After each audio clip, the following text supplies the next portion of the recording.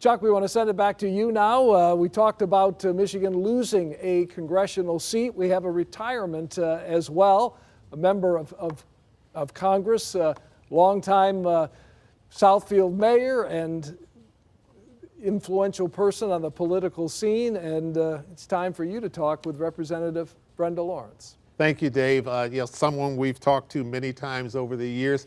Congresswoman, good having you with us. Brenda Lawrence, she has represented her district in Congress for 4 terms now. She's not quite finished yet. She's quick to tell you that she's not out the door quite yet, and she still has a lot of work to do, and we appreciate you joining us this evening.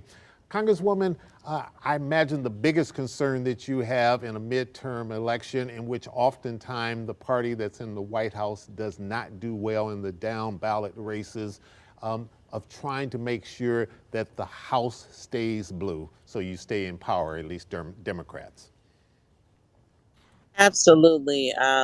We know what's at risk, having gone through 4 years of the current administration. The administration of Donald Trump. We have so much to lose, and these are major Democratic issues. The right of reproduction rights for women is huge. The investment that we know is needed to protect our environment. The ability to educate our children and teach them critical thinking, not critical race thinking, and to tell the truth.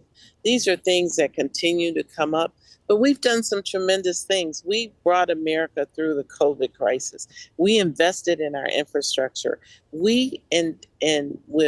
When the milk and formula crisis came up, our administration, the Democratic administration, addressed it immediately. And the price of gas is going down. I hear the concern about our economy, but we are passing legislation that will improve the quality of life for all Americans. How heavily did the issues that you've just articulated play into your decision to come out early for Haley Stevens over Andy Levin? 2 people you know well, both members of the Democratic caucus, both from Michigan, and people that you voted very close to, all 3 of you, throughout your term there in Congress. When I decided not to run for office, I really looked for the person who would be putting our constituents first, who would work hard, who could win the seat. And Haley Stevens, she flipped a seat from red to blue. She knows how to campaign. She is a person that's very strong on constituent services. Andy Levin is a good congressman, but I had to choose one.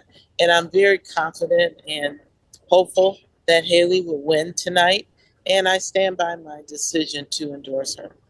What's next for Congresswoman Brenda Lawrence? We don't want to put you out the door yet by any stretch of the imagination, but when that door does open up and you're looking at that big R of retirement, what do you have in mind? I'm going to be involved in boards. I'm going to have some role in government.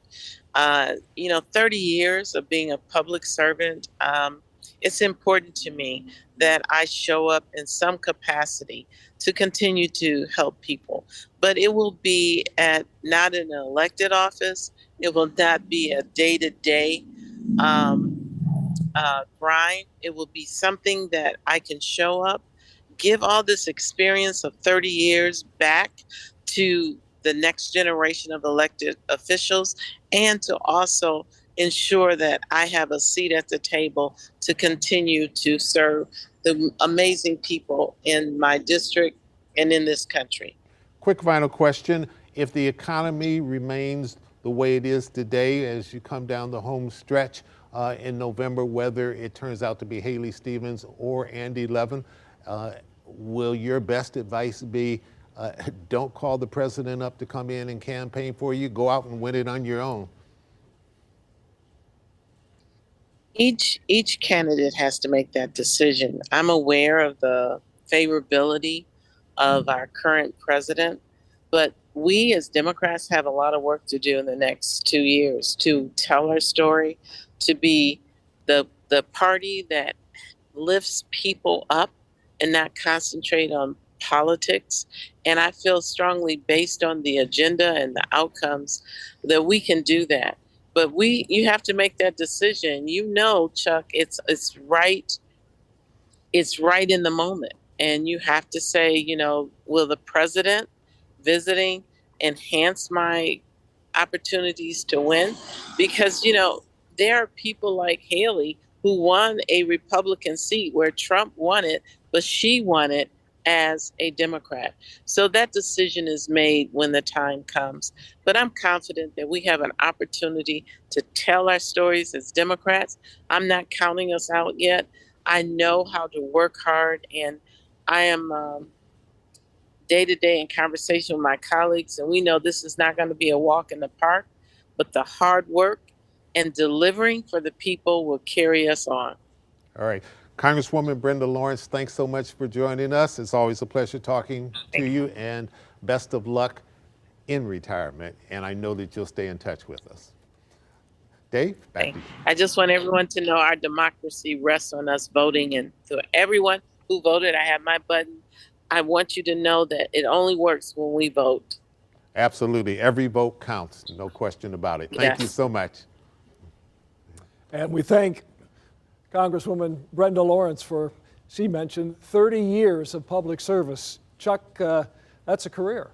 No doubt about it. And as you mentioned earlier, it wasn't just in the United States Congress. That was sort of the cream of the crop in a long career. She, you know, those of us who've been here in Southfield for a long time remember her as the mayor of Southfield. She retired from the United States Postal Service, in which she put a full career in there. She'll brag to you about the fact that perhaps her most important job was raising kids and raising grandkids, which is something that I think she wants to really get back to now, is spending more time with the grandkids. And as she told me one evening, she said, you know, just quality time with her husband, who has watched on the sidelines and supported her in all of this public career stuff. And finally, he looked at her one day and said, when's our time?